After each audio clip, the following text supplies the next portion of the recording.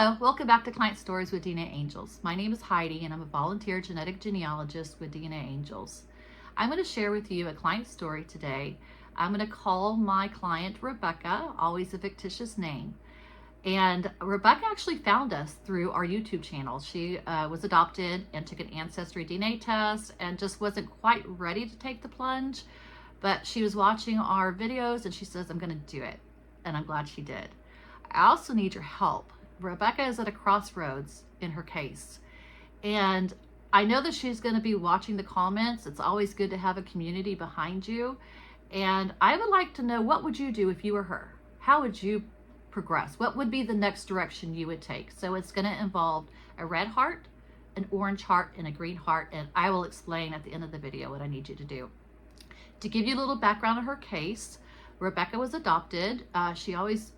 Since she was 7 years old, she knew she was adopted. Her parents sat her down and told her. She really didn't know how to process the information at that time.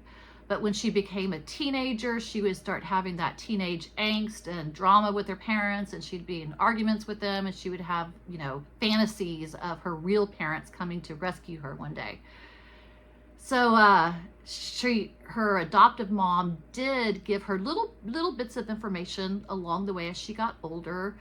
The information that she had about her biological parents were that bio mom belonged to the same church as the adoptive parents. So the adoptive parents it's a kind of an interesting background. They were missionaries in Africa and they weren't able to conceive, and the biological mom had heard that they were looking to adopt a baby, and with her being single and already had one son, she was pregnant with Rebecca. She thought it would be, give Rebecca a great life. She wanted her also to be involved in the church family still. So that's how she decided to place her with her parents. With that being said, the adoptive mom had also told her that Eve, I can't remember if I said I was going to call her Eve or not. The biological mom, I'm going to call Eve.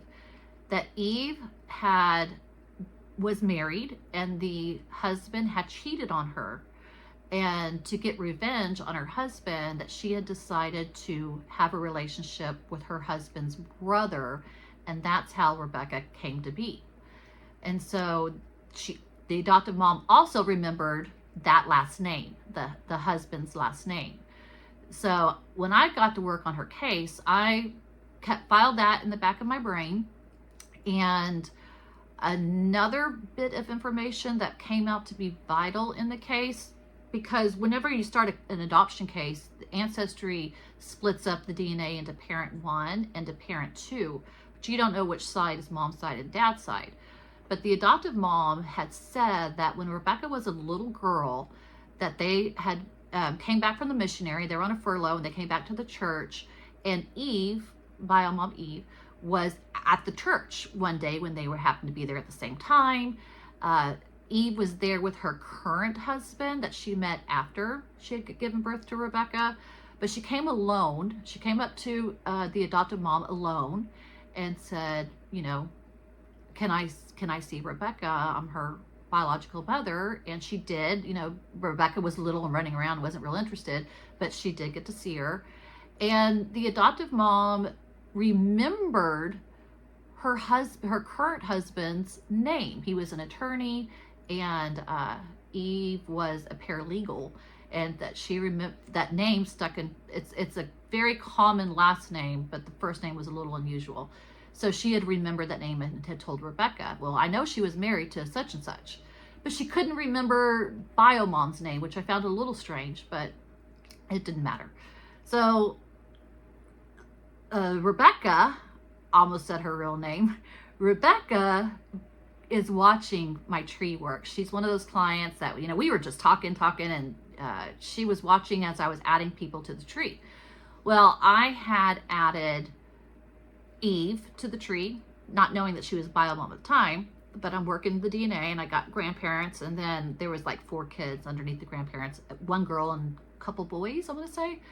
And I had added Eve's husband to the tree.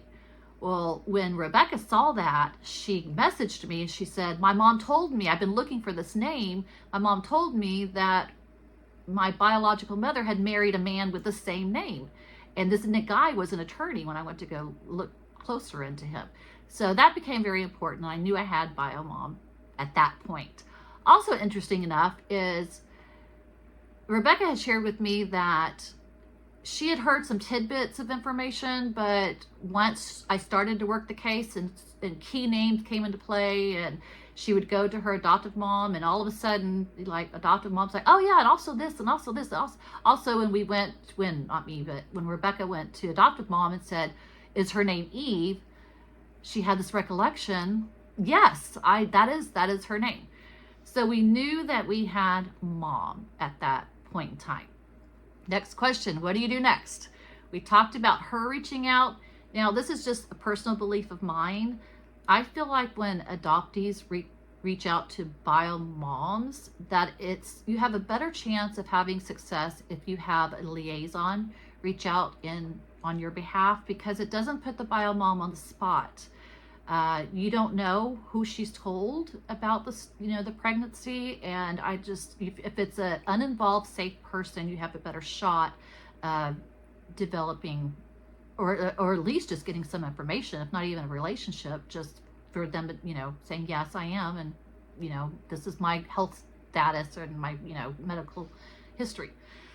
So we decided to get Robin involved in the case. Robin!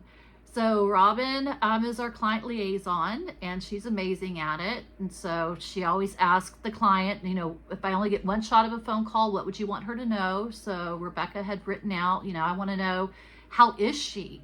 Does she think about me? Does she think about me my birthday? I want her to know that I had an amazing life, and I thank her. Like, it was very, very sweet what Rebecca had wanted Eve to hear.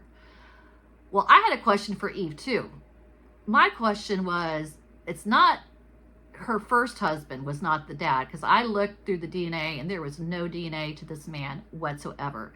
I had one good match on his side, and then it dropped to hardly anything, and nobody had any trees. I couldn't find a Merca, most recent common ancestor.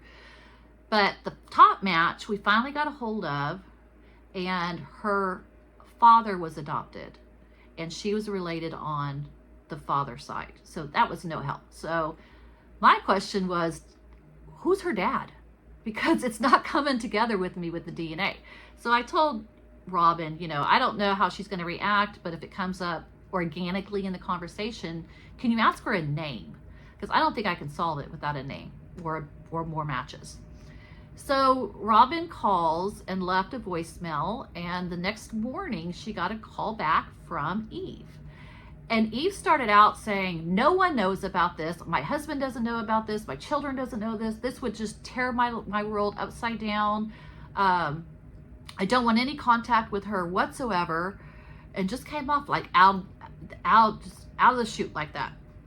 And I can't remember if it was Robin or Eve, but one of them, I think it was Eve. I think Eve got a phone call from her son, and she said, you know what, I'm going to have to call you back. So she did end up calling Robin back, and Robin just has a way with words. She's so good at this. Just the thought of calling makes my stomach hurt, to be honest with you. So she got Eve from saying, I don't want any contact, to fast forward things, to they become fast friends, best friends. They're talking about shopping and cruising, and she says, yes, the dad's name is this, and I know that he's passed. She's kept up with this. Eve is a sleuth. She even was able to keep up with Rebecca through the church, because the church would put out what's the word, like newsletters. And so she knew that the adopted parents' names, and she tried to keep up with that way. But once Rebecca got married, she couldn't find her anymore. She tried, but she couldn't find her anymore.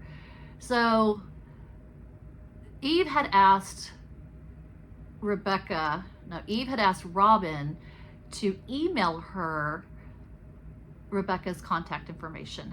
She says, I'm not ready to get a hold of her now, but I know that my son has taken a DNA test, and I'm assuming that it'll show up on Rebecca's DNA test too. Well, he had tested at a different platform than Ancestry. So it didn't show up. But since then, Rebecca has tested on the other platform, and they do show up as half siblings. And so Robin said, you know, you can't keep secrets anymore like this, because DNA is science, and when your son goes to check, he's going to see that Rebecca is a match to him.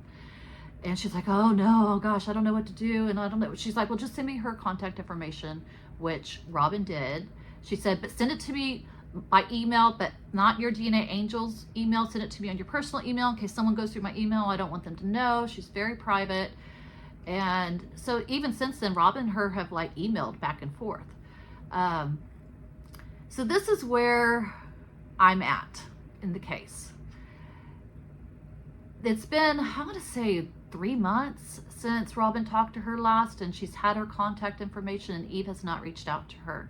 Eve did tell Robin, which I found interesting, that if her daughter knew that she had another sister out there, that she'd be on the next plane and she'd be reaching out to her. I think her daughter's a social worker, and she would be reaching out to Rebecca. She'd want a relationship, but she knows, she's just like, nobody knows about this.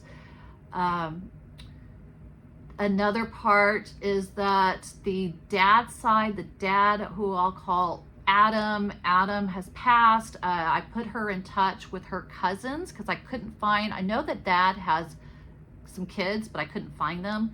So I put Rebecca in touch with her cousins, the uncle's kids, and they actually had a Zoom meeting last weekend, and it went really well. Apparently Adam and Adam's brother weren't the best dads, didn't have the best relationship. The cousins really didn't keep in contact with